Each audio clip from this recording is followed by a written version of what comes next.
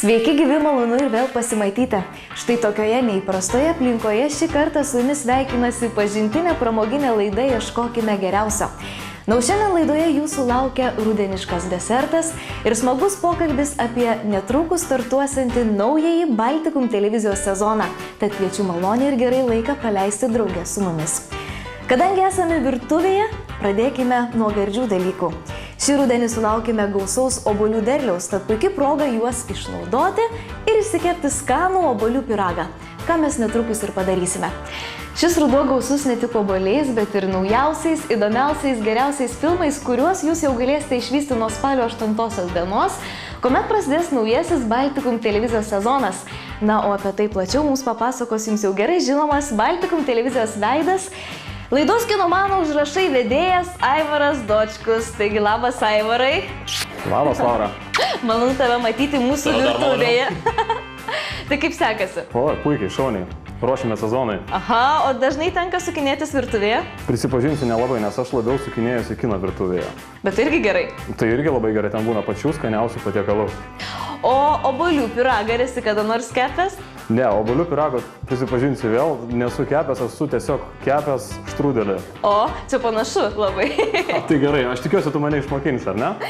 Taip, mes šiandieną kepsime gardų rudeninį obuolių pyragą ir tuo pačiu šnekėsime apie naujoves, kurios mūsų laukia naujajame Baltikum televizijos sezone, ar ne? Taip, apie naująjį Baltikum televizijos sezoną, kuris bus toks pat gražus kaip ir tu. O, ačiū labai už komplimentą.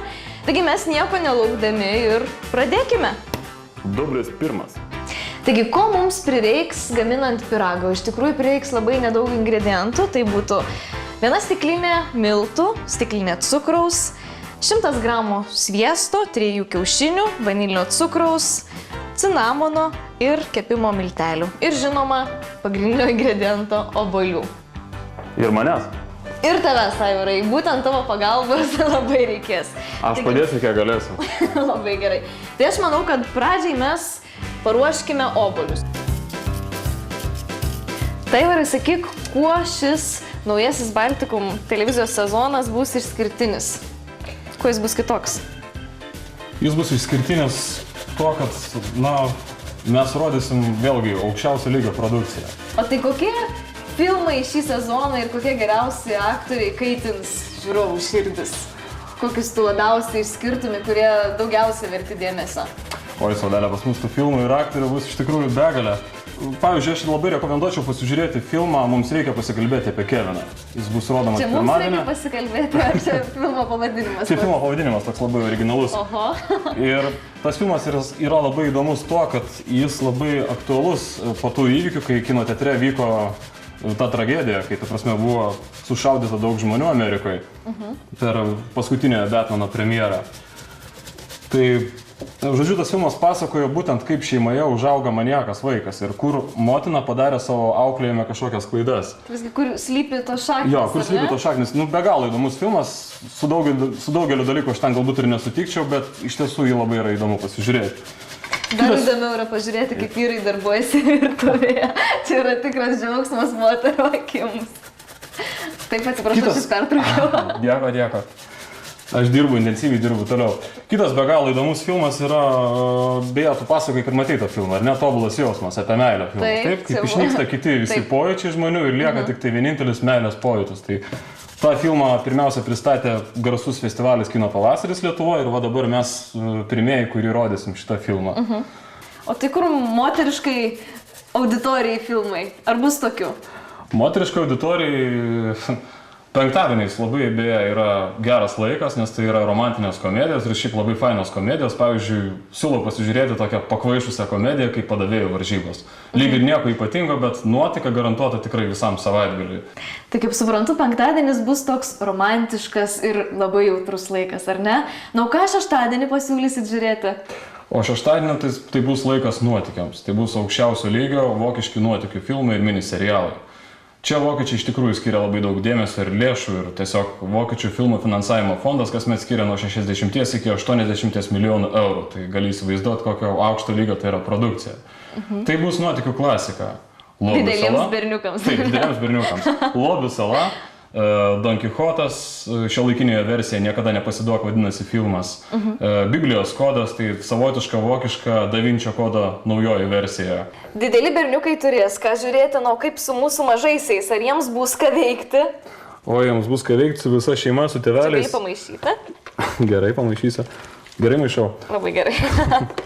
Tai? Kaip didelis vaikas. Na, o mažiesiams, sakau, su visais tėveliais tiesiog yra idealus vėlgi tas pats šeštadienio vakaras, mes rodysim ten ne tik tai vokiečių nuotykių filmus, bet ir labai puikia Europos animacija. Tai vaikai iš tikrųjų turės ką žiūrėti, ar ne? Jau gali su nekantrumu laukti mūsų naujojo Baltikum televizijos sezono. Taip. Taigi mes obuolius jau paruošėme, ar ne? Apibarsime juos cinamonu ir pereikime prie tešlos gaminimo. Maišome kiaušinį su cukrumi. Turime padaryti vientisą baltą masę. Maišosi mūsų. Tai čia praktiškai kaip kino scenarijus dabar daromas, ne? Ta tešla visa kaip scenarijus, pagrindas. Viskas savo eiga, jo. O mes esame aktoriai, ne? Tai mums liko dar sekmadienis, ar ne? Mes esame aktoriai, Mes esame aktoriai. Jo, mums liko sekmadienis, teisingai sakai. O sekmadienį, mūsų nuolatiniai žiūrovai ištikimiausi žino, kad Baltikum televizija sekmadienį visą laiką rodo pačius efektingiausius, pačius įspūdingiausius filmus su Holivudo ir Europos kino žvaigždėmis. O pavyzdžiui, kokios žvaigždės atlaukia mūsų dabar žiniausios? Oi, ten bus ir Julia Roberts, ir Robertas De Niro, visa sena komanda ir plus naujasios žvaigždės, naujieji aktoriai. Iš tikrųjų, be galo bus daug gerų filmų. Esmė ta, kad tai yra tiesiog geras komercinis kinas, orientuotas labai plačiai auditorijai. Bet tai yra tiek Hollywoodas, tiek Europa. Pagal kiekvieno skonį, ar ne, galės pasirinkti kiekvienas, ką nori žiūrėti. Aha. Taigi su filmais aišku, mums lieka dar kas? Serialai, ar ne? Moterims galiu labiausiai pasiūlyti serialą Karamelė. O, saldus pavadinimas. Taip, tai daug žadantis. Labai daug žadantis. Pats serialas daug geresnis už pavadinimą ir išradingesnis. Tikriausiai prisimeni, buvo toks nuostabus filmas, ypač patinka moteriams tas filmas, Ko nori moteris su Melu Gibsonu. Taip, žinoma. Tai rusų serialas Karamelė yra praktiškai ta pati idėja, tik tai apversta jinai aukštyn kojomis. Tai čia moteris žinos, ko nori vyrai. Taip. Viena labai graži moteriškė, kuriai nesiseka asmeninis gyvenimas, padeda senutė, senutė pasirodo esanti burtininkė, jai padovanoja saldainiuką, mergžėlė suvalgo tą saldainiuką ir jinai pradeda girdėti viską, ką galvoja vyrai. Kur pirkti tokių saldainių? Klaipėdos turguje yra daug tokių bubučių, man atrodo, jeigu tu nueitum. Iš karto, man atrodo, tu gali dėti obuolius. Galiu. Ir tęsti. Ką man dabar daryti? Čia, padenk ant tešlos sluoksnį obuolių.